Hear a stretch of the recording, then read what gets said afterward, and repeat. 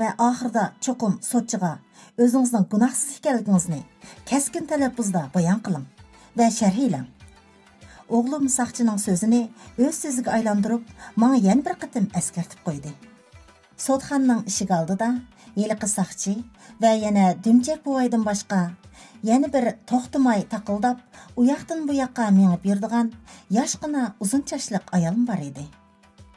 Uning xuddi hozirla sahnaga chiqadigan artistdek qilib olgan qiniq kirimlari, hamma kishiga munglanib qarashlari, kishiga Parij ko'chalaridagi satanglarni eslatsa, uning egiz pashinasining ostidan chiqib turadigan, taqildigan ovoz va uning pashinasining haddidan tashqari egizligidan oldiga qiysilib qolgan qiyofati odamning diqqatini tabiiy holda o'ziga tortadi. Ba'zi ayollar oyoq bilan bo'lsa-mu o'zini qiynamasa, aram topmaydigan o'xshaydi.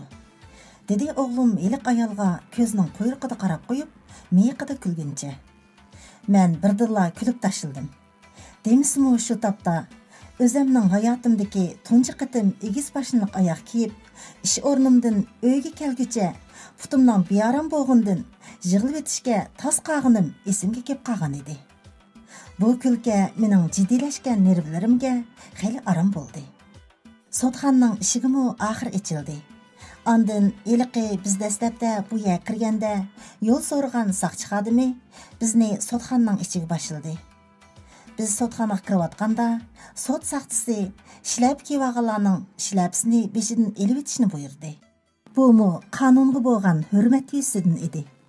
Biz baydan biri talada sotning ichilishini kutib turgan kishilar aldirmasdan sotxonaga kirib keldik-da, hammamiz o'zimiz bilgancha xohlagan o'rinda o'tirdik. Gerçi bu bir sotxon bo'lsa-mu, bu joyning o'zidagi umumiy ko'rinishdan odamning kayfiyatini jiddiylashtiradigan bir moddiy omilni ko'gil bo'lmaydi. Sotxona cho'ng bir zaldan tarkib topgan bo'lib, qatirsi qo'yilgan 2 kishilikdan qizil ranglik yumshoq kreslo, sahnaning uduliga to'g'ri keladigan joyda sahnaga qartib qo'yilgan yolg'iz kishilik javobgarning so'zga chiqish ustuli va uningga o'rnatilgan mikrofon, sahnaning o'ng tarafiga sahnaga yantu qartilgan aybsigichlar uchun qo'yilgan ustal, o'rindiq va mikrofonlar. Sahnaning sol tarafiga bo'lsa, aqlug'ichilar uchun qo'yilgan o'xshash shakldagi ustal, o'rindiq va mikrofonlar. Sahnaning ikki tarafidagi tam tarafga bo'lsa, 2 dona cho'ng televizor ekrani qo'yilgan bo'lib, ekranning oldi jamoat tarafga yantu qartilgan edi. Bu yerda vatandagi sotxonlarda ko'gili bo'ladigan hamma narsa bor bo'lib, faqat bir narsa vatandagisi bilan tubdan o'xshamaydi. U bo'lsa-mu, davlatga vakillik qiladigan davlat girbi yoki partiyaga vakillik qiladigan partiya bayrog'i va hatto davlat bayrog'i degandeklarning hech qaysini bu yerdagi sotxonda ko'rgili bo'lmaydi. Mana bular Amerikaning qonun jihatdagi mustaqilligini, Amerika qonunining hech qanday partiyaga yoki davlat apparatiga mansub emasligini, Amerika qonunining har qanday vaqtda mustaqil yurgizilish iqtidoriga ega ekanligini, qonunning faqat xalq uchun adolatni qo'g'daydigan mustaqil bir organdanla iborat ekanligini isbotlab turadi. Shuning uchunmi Amerika qonunining o'ziga tushliq obro'yi va hayvisi bor edi. Meni texim hayron qoldirgan yana bir narsa shu bo'ldiki, men sot tavalliga kelib, ta hozirga qadar mayli bino ichida bo'lsin yoki bino teshidagi qo'roning ichida bo'lsin, biror joyda vatannikiga o'xshash qonunni odil ijro qilamiz, xalq uchun xizmat qilamiz degandek shiorlarni ko'rmagan edim. Ular uchun qonun deganning o'zila adolatning simvoli bo'lib, qonunni odil ijro qilish har bir qonun xodimining bosh tortib bo'lmas majburiyat edi. Shuning uchun qonun xizmati bilan shug'ullanuvchilarning o'zining majburiyatini shuvar qilib boshqalarga ko'rsatib yurishi Amerikaliklar uchun to'lim kulgili ish edi. Balkim bu 200 yillardan ko'proq vaqtdan beri izchil holda qonun bilan boshqarilib kelinayotgan davlat bilan Yarım əsrdən köprək vaqtdan beri Sobiq Sovet İttifaqıdan miras qalğan, əbjiq chiqib ketgan koni mustabid siyosiy tuzilmaning kuchli ta'sir ostida o'z xalqini o'zlari bilgan sanamga dastitib, xohlagancha oyoq osti qilib kelayotgan chirik tuzilma ichidagi bir davlat o'tirsidagi qonun tushunchasining negizlik farqi bo'lsa kerak. Yuqorida deb o'tganimdek, sotxonaning ichida hech qanday siyosiy tashviqotga oid narsaning bo'lmaganligi meni qiziqtirsa, sotxonaning o'ng tarafidagi tomning ko'zga chiliqadigan joyiga isilgan 60 yoshlar chamsidagi uftsiga to'mir rang yo'lliq kostyum burilki kiygan, mehribon chiroy, oq tanlik bir yashangan kishining kulimsirab turgan moy bo'yoq rasmi meni hayron qoldirgan edi.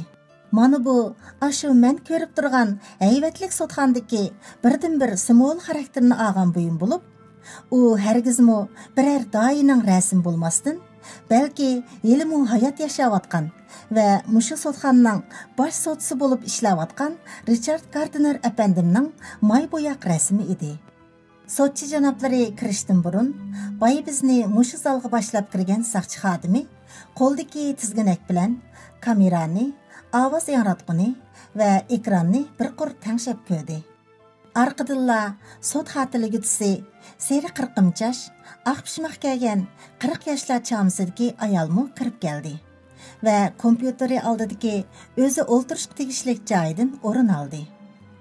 Bular uchun ilgir kiyim bo'lib, faqat 5 minut vaqt ketgan edi.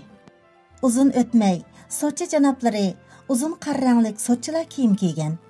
60 yoshlar chamsidagi Richard Gardner apandi sot sahnasining orqa tarafidagi kirish eg'izida paydo bo'ldi. Yeliqi saqchi xodimi hammamizning o'rnimizdan turib, sotchi janoblariga hurmat bildirishni buyurdi. Biz uning degandek qildik. Ondan sotchi janoblari bosh ishorati bilan hammamizni o'ltirishga taklif qildi. Sotchi janoblarining o'ltirishiga ergishib, bizmi o'z o'rnimizda o'ltirdik. Sot rasmiy boshlanish oldida sotchi apandi oldi bilan sahnaning o'ng tarafidan o'rin olgan, saqchi formasi kiygan va yana kostyum buril kiygan kishilar tarafga qarab, ularga bugungi sot ustida qilgan barliq ayblash so'zlarining hammasining rost bo'lishiga va'da berib, o'ng qo'lni ko'tarib qasam qilishga buyurdi. Yiliqi ayblagichilar, saqchilar va taftish xodimlari sotchi janoblarining degandek qildi. Şunun bilan sot rasmiy boshlandi. Tunji bo'lib sotlangani hozirmi turmada qamlab turayotgan 25 yoshlar chamsidagi aplesin rangli jinoyatchilar kiyimini kiygan, sot mahkamasining ayrim bir xonasida saqchilarning nazorat ostida turayotgan ispaniyalik yigit bo'lib, mushu daqiqada u ekran orqali sotlanayotdi. Biroq qarashqa u xuddi biz bilan birga mushu sotxonda turayotgandek ta'sir beradi. Baş sotchi uning ismini chaqirganda, boshdan oxiri uning ismining oldiga "Apandim" degan hurmat so'zini qo'shib ishlatdi. Jinoyat gumondorining ismi, yeshi va kasbi, o'ltiraq o'rni deganlarning hammasi aniqlanib bo'lgandan keyin uni ayblagan jinoyat nomlari o'qib o'tildi.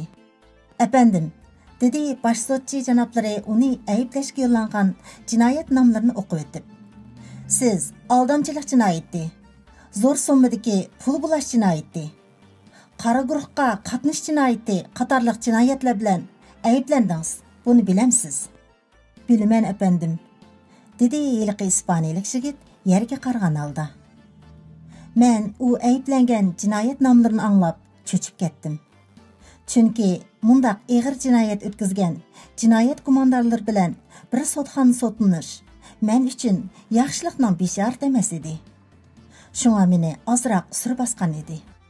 Siz oldi bilan o'ng qo'lingizni ko'tarib, sot qilgan barliq so'zlaringizning rostligiga va'da bering, dedi sotchi uningga. Bo'ladi sotchi apandim, dedi yiliqi jinoyat gumondori, ondan ko'zi silingan o'ng qo'lni sol qo'ldan sal egizroq ko'tarib, sotchi apandimning degandek qildi. Sizning o'zingizni oqlash huquqingiz bor, dedi sotchi so'zini davomlashtirib. Tarjimon ishlatish va advokat taklif qilish huquqingizmi bor? Tushundim sotchi apandim, dedi yiliqi jinoyat gumondori beshini langshitib turib. Sizga tarjimon kerakmi? Yo'q efendim, kerak emas, dedi heliqi jinoyat gumondori o'lchamlik ingliz tilida muloyim talaffuz bilan so'zlab. Undaqda siz advokat taklif qilamsiz. Chunki sizning deloyeringizga advokat bo'lmasa bo'lmaydi, dedi heliqi sotchi efendim xuddi ko'yimchan dadadek talaffuzda. Dal mushu chog'da heliqi jinoyat gumondorining